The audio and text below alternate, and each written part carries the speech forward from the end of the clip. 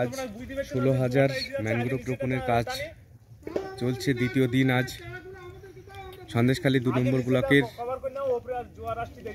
খুলনা অঞ্চলের শীতলিয়া গ্রামের আদিবাসী পাড়ার নদীর চরগুলোতে ম্যানগ্রোভ 16,000 ম্যানগ্রোভ রোপণ চলছে। এই উদ্যোগ নিয়েছে লিন্ডে ইন্ডিয়া, সাথে আমরা সন্দেশখালী মা শারদা সোসাইটি।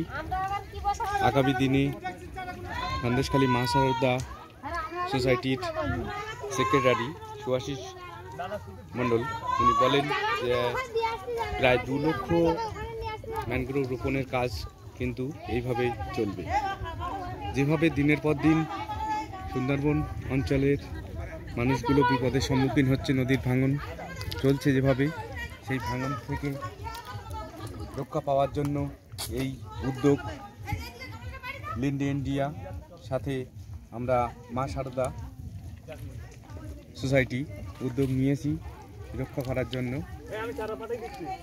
এই প্রত্যন্ত সুন্দরবনের লাগোয়া অঞ্চলগুলো রক্ষা করার জন্য এগিয়ে এসেছি আমরা। আগামী দিনে আরও 2 লক্ষ ম্যানগ্রোভ রোপণের কাজ করব।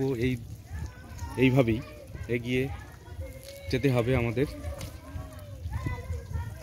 এখানকার মানুষদের বাসস্থান ধীরে ধীরে চলে যাচ্ছে নদীর জলে,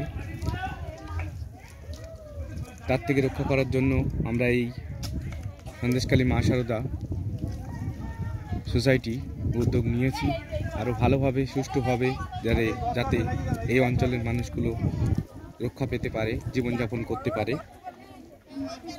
সেদিকে আমরা নজর রাখছি।